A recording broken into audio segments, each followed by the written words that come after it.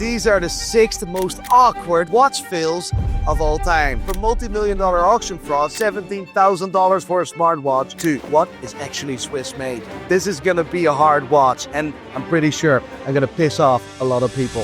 First up, Audemars Piguet with the Code 1159, and this is a controversial opinion. In 2019, Audemars Piguet brought out the Code 1159, and this had to be the new era of Audemars Piguet. When the watch was first launched, it went viral. Viral on a different spectrum, something we haven't seen before in the watch industry. However, this was viral for the wrong reasons. People compared the Code 1159 with Seiko and with other cheaper watches. Everyone was making fun of Audemars Piguet. I personally really liked the Code 1159. I actually thought it was incredibly brave from AP because they wanted to get rid of this one watch brand. Of course, AP is known for its Royal Oak, but the Code 1159 never really took off. The awkward and fill part wasn't really the introduction or the design of the watch. I would argue to say that Francois has done a great job with this watch, and there are a lot of features in this watch that people don't even know about. The octagonal case, the beautiful shape of the domed glass. I think it's execution done of the highest level. However, where the fill is for me is the fact that AP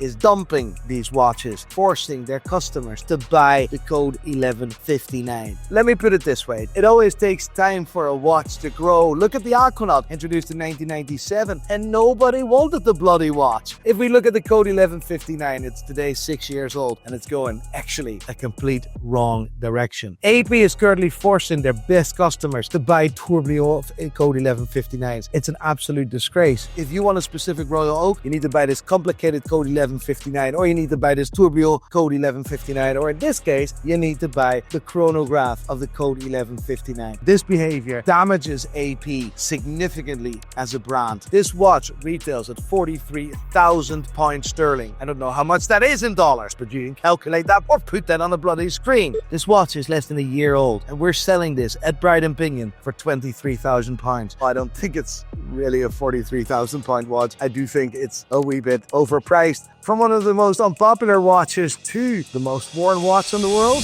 I consider $17,000 for a smartwatch a big fail. Of course, I'm talking about the Apple Watch. In 2014, Tim Cook presented to the world one more thing. Apple Watch, of course, today is not a fail in any way, shape, or form. Let's clarify that. But $17,000 for the Apple Watch edition was definitely a fail. The first ever Apple Watch was made in several different metals, including 18 karat yellow gold and 18 karat rose gold. The Apple Watch today is the most popular watch in the world. The funny bit is that the luxury watch industry was afraid of Apple, and they thought it was going to destroy many watch brands. It was actually the opposite. This, of course, has got to do with the special edition called the Apple Watch Edition. A watch that was priced at $17,000, which was identical to his titanium counterpart. It was a watch that was sold as the luxury dream of smartwatches. Can you imagine today wearing a solid gold Apple Watch while you go swimming or go exercising? You see what the problem is? Gold is a very dense metal, and it's very heavy, and therefore it doesn't really work onto a smartwatch. As funny as a watch snob, I'm making fun of a smartwatch again, but let me tell you, the Apple Watch had an incredibly big impact on our industry. Apple has put watches on the wrists of people that would have never bought a watch before. They changed the straps. All of a sudden they see a watch as a fashion accessory, and then all of a sudden people are going to want something luxury. Apple has created single-handedly more wrists to put watches on than any other watch brand before. An incredible move. The big awkward and the big fill part of this is bringing out an Apple Watch edition for $17,000. It's one of the biggest fills of our industry. Well, we also saw one of the biggest wins in our industry. There's another smartwatch on this list. This one, however, is really bad.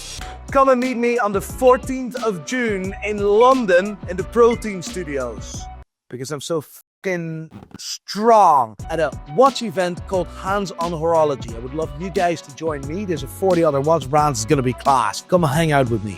First link in the description. It has never been a secret that Omega wanted to be more like Rolex, like Patek Philippe. And I'm not talking about the actual new watches that they sell. I'm talking about auction results. If we look at, for example, Rolex, every single Daytona on auction fetches significantly more than their Omega counterpart. In this case, the Omega Speedmaster. And if we look at the early 2000s, auctions, Patek Philippe started buying their own vintage watches back from auction. This created two things. One, it increased the value of those vintage pieces because Patek Philippe bought those pieces at any cost. And two, they created their own museum. And with that museum, they have been able to display the history of Patek Philippe. That's amazing. Increasing the value of your brand and the brand assets and building a museum while you're at it. Omega thought, hold my beer, I'm gonna do the same. In 2021, Philips Auctions brought one of the first ever Omega Speedmasters to auction. And Omega, of course, got light of that. Reference number CK2915. It was the first ever Speedmaster, and he's therefore one of the most collectible watches on the planet. However, if you compare that with the first ever Rolex Daytonas, it's nowhere near close. And that's why Philips Auctions gave this reference number an estimation between 80 and 120,000 Swiss francs. A Rolex counterpart would have been at least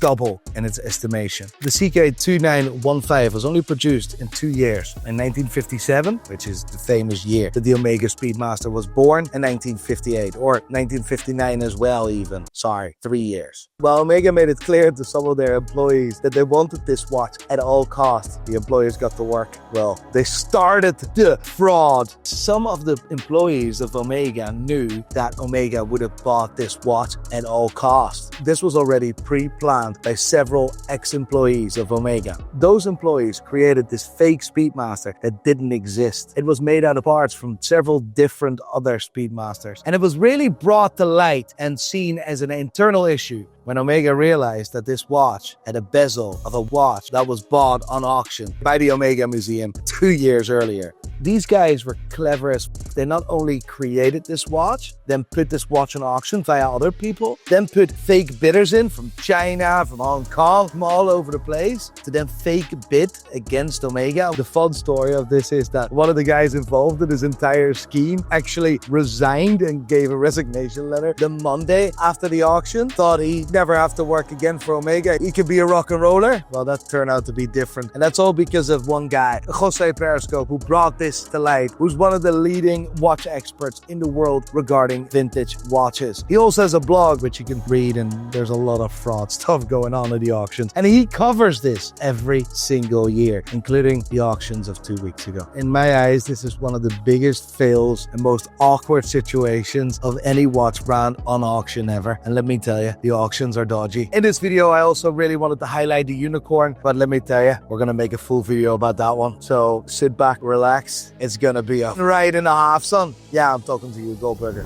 Next watch is one of the most awkward pieces of I've ever seen in my life, period. That watch was launched in 2015, like a few months after the Apple Watch was announced in 2014. Well, it was 10 years behind the Apple Watch, to be honest. It was, of course, the Tech Heuer Connected, which was the first ever Swiss luxury watchmaker that made a smartwatch, which wasn't that smart, to be honest, because it was a standard Android-powered Intel piece of that, yeah, you could have bought for 200 quid. The feedback of many bloggers and people were, the watch is very light, that's handy, but it doesn't work, and it's terribly slow. It's just a terrible all-round watch. Bar one company, Hodinkee, I think, was the one that absolutely loved them. But Hodinkee, they love everything as long as you throw money at them. The first ever Tech Heuer Connected was an absolute pile of shite. $1,500, mate. That's 10 years ago, lad. $1,500. Are you out of your mind? Learn from your mistakes, or even better, learn from the mistakes of your competitors. That is something that Bremen should have had in their handbook, but they didn't. Telling the world you made something, well, in fact, you didn't, is wrong. And this is something many other watch brands have done, starting with Tech Heuer in 2009 with caliber 1887. That was supposed to be a fully in-house movement, which it wasn't. It was actually a Seiko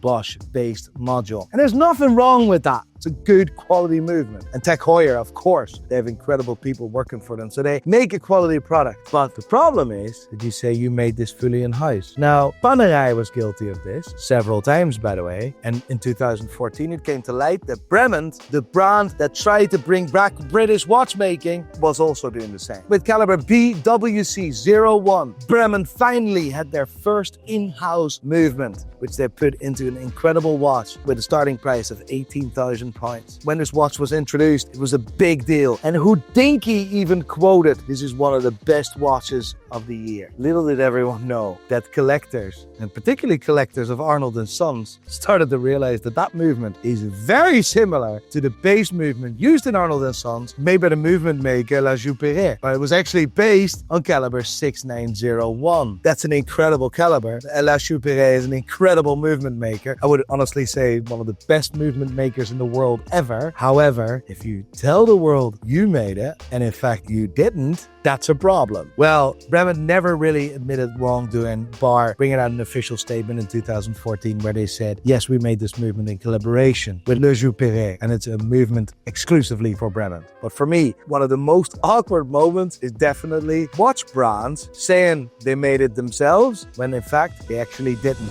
What does Swiss made actually mean? Because it means something different than you actually think. Before we get into that, I would love to ask your support at prideandpinion.com. If you want to buy a new watch, if you want to sell your watch, you want to upgrade, exchange, it would mean the world to me if you go to prideandpinion.com, reach out to the team. We're a small business. We're trying to make it in this industry. Next up, Swiss made. What? Does that make sense? No? I can't even write.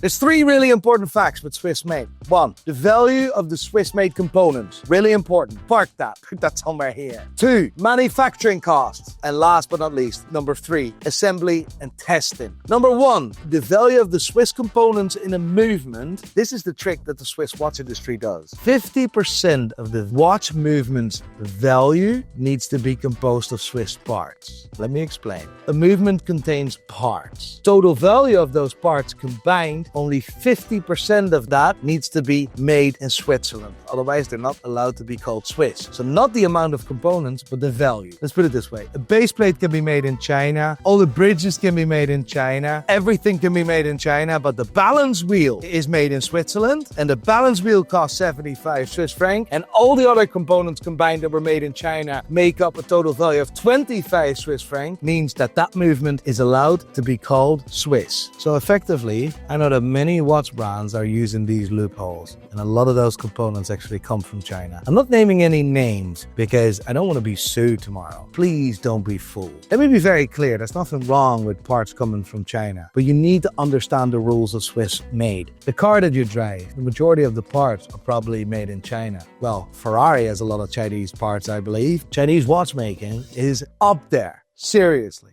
Personally, I find this Swiss made bullshit an absolute disgrace. And for me, that is a proper, awkward failure in our industry. And for your next watch, go to prideandpinion.com.